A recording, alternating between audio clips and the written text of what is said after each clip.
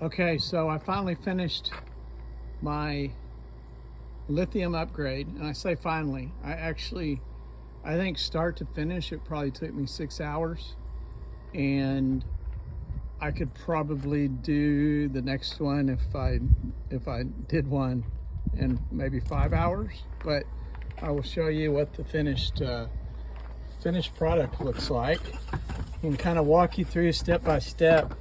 But here's what the finished product looked like. I bought the Eco battery, the 51.2 160 amp hour, and it fits in there nicely. A little bit, not a whole lot of extra room. You have to put it in long ways, but I put it in where the cables connect to the back, and I use the existing cables off of the Ranger.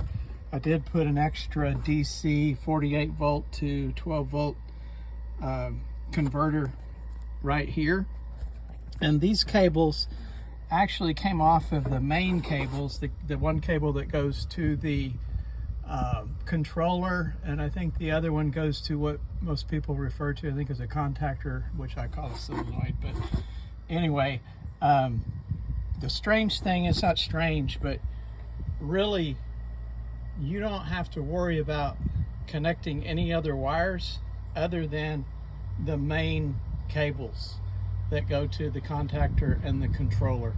There are two other smaller wires which I taped off that were originally connected to a 12 volt side of the battery.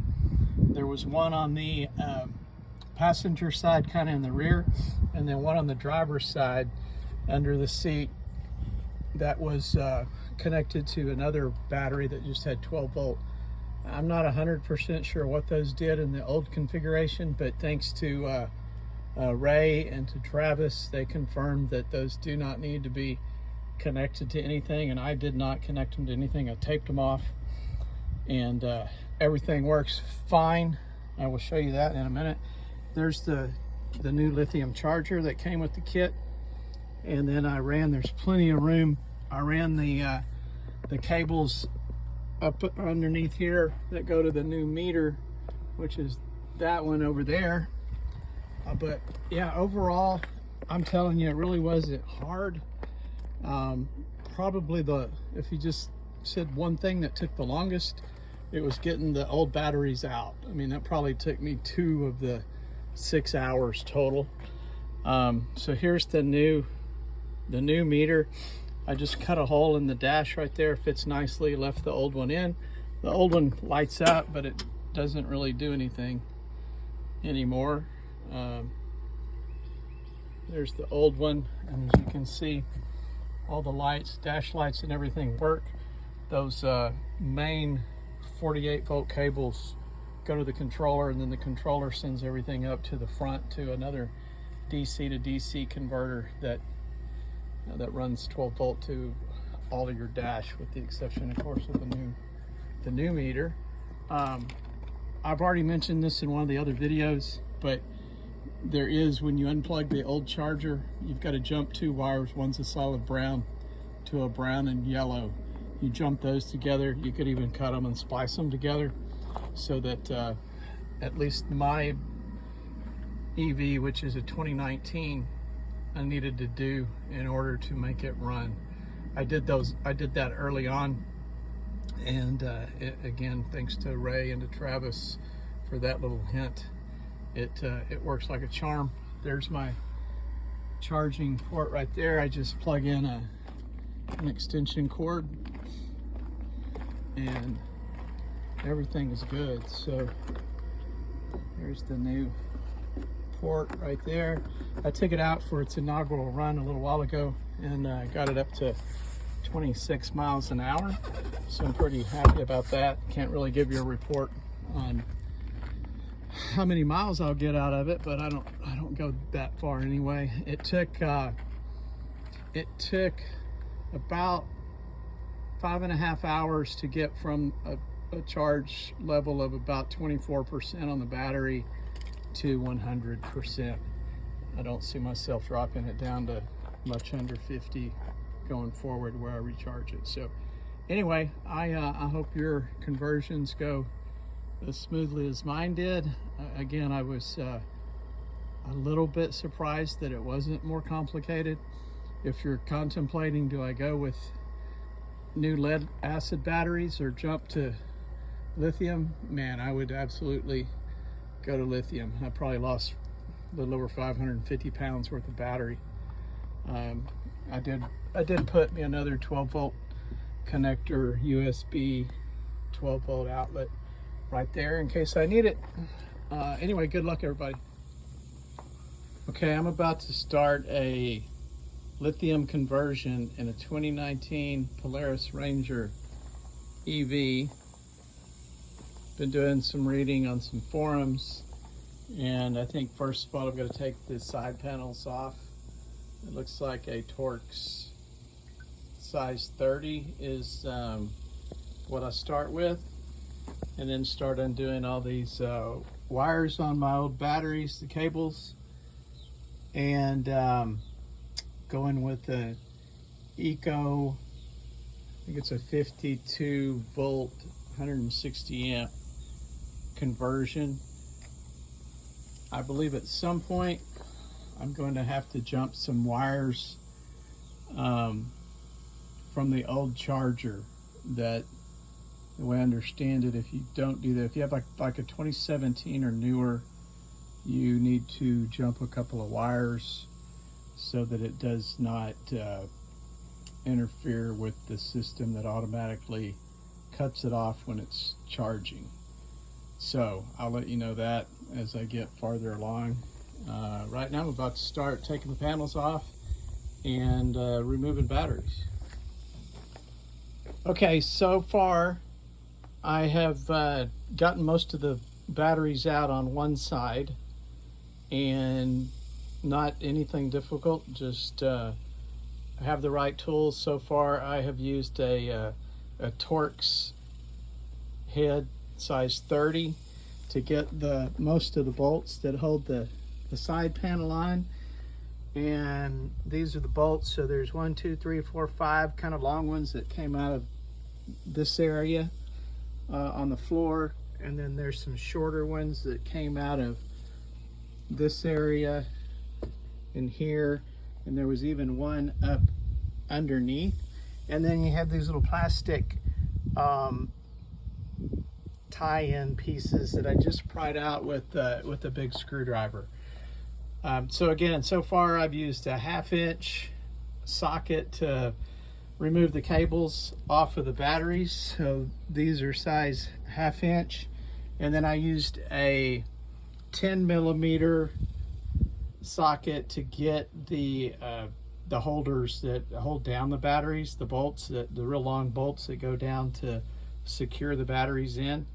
And really not, so far it has not been difficult, just a little time consuming, taking all the cables off the batteries, making sure I don't ground out to anything, getting the batteries out. I mean, these batteries, man, I think they weigh 90 pounds each. They're incredibly heavy.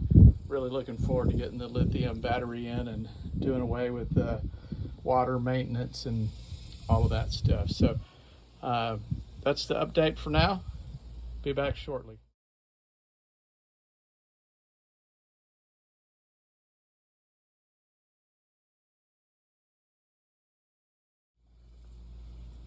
All right, continuing on with the progress on my lithium upgrade. I've got all the batteries out. That's the passenger side over there. My battery is actually on order, so I'm kind of waiting on it to come in. But in the meantime, I wanted to show you guys one other thing. This is obviously the charger up front, and there's a pigtail here that comes off of the charger. What I'm being told is with the new system, need to, if I leave this intact, it'll be fine. But if you want to take your charger off, you need to undo this pigtail, and there is a brown wire and a brown and yellow wire that come in right here. It's hard to see the yellow on that one, but it has a yellow stripe on it. And then we need to, what I'm being told is to jump the brown and the yellow across, and what that does is it will keep the automatic lock or interlock from establishing and keeping the vehicle from moving. So, you know, when you plug in your charger, you can't run the vehicle, and so we need to jump those wires across, and what it does is eliminates that safety feature so that the system will not think that you're charging with your new setup. So my plan is to undo the pigtail. Excuse me while I set this down real quick and I undo this pigtail, and then find the post for the brown and yellow wire, and then I'm actually going to use this hopefully to jump it across. This is just a little pigtail attachment for a wire, and my plan is to find those two leads, stick this in there, and then crimp it. I'll let you know how that works. All right, so what I ended up doing is I took that, and a while ago I called it a pigtail connector. It's actually a spade connector that goes on the end of a wire to connect like to a small 12-volt battery or something with the prongs. But anyway, so there's the two wires. This one's hard to see. It has a yellow stripe underneath it, and this one's solid brown. Ultimately, what you want to do is to have those two contact or connect to each other. You could just cut them and splice them together. What I chose to do was to use that spade connector, stick it down over the ends coming through the pigtail, and then I used a pair of needle nose vice grips and kind of stuck it in there and crimped it down. So I will tape this up real good, ultimately unplug the other pigtails and remove the stock charger and put my new charger in place. I will update you guys once my new system comes in. Okay guys, I finally got my Eco battery in. It is a 160 amp hour lithium, weighs like 150 pounds, but overall I lost probably, I don't know, 550 pounds in battery weight. I probably should have started this a little sooner, but I got anxious. So I slid the battery in right here. This is where I took off the side panel. Slid the battery right there. Actually, I did it by myself. Just kind of held up one end and slid it up there into place. And I ended up, I've seen other people do this and they turn the battery the other way. I turned it where I have the cables in the back. And so this is the rear of the cart. There's the motor. And I put it in with the cables in the back because I basically used the existing cables coming off of the, I think they call it the contactor right here. Looks like a solenoid to me, but anyway, and then so I didn't mess with the existing cables. I just hooked them up. And I used these other cables to go to another 12-volt DC, 48 to 12-volt DC converter. But as you can see here, I am all hooked up. I push this little button right here, turns the battery on. I connected everything and everything looks good. Keys work. When I turn the key on, dash lights come on. You hear the click of the controller, and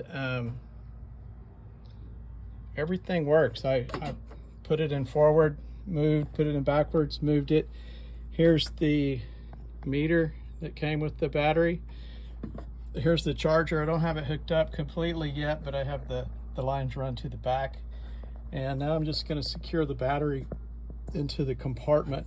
There are some little places that come onto the battery. I don't know if you can see right here, there are some holes in the case that you can actually just screw right down into the existing tray where the old batteries were. So far, pleased. It didn't really, man, I think what took the longest was probably just removing the old batteries and waiting on my new battery. It took 3 weeks. I ordered it from Golf Cart Geeks. somehow or another the shipping got screwed up and they sent it to the wrong place more than once. All in, it took 3 weeks. I ordered it 3 weeks ago tomorrow. Finally got it in. I'll update on their website. I left a pending review. So anyway, I did put in another converter, like I said, DC to DC, 48 to 12 right here, and I ran another little 12-volt USB connection off of that, and everything seems to be working perfect. I just need to do some wire maintenance and mount the charger, and I think she's good to go.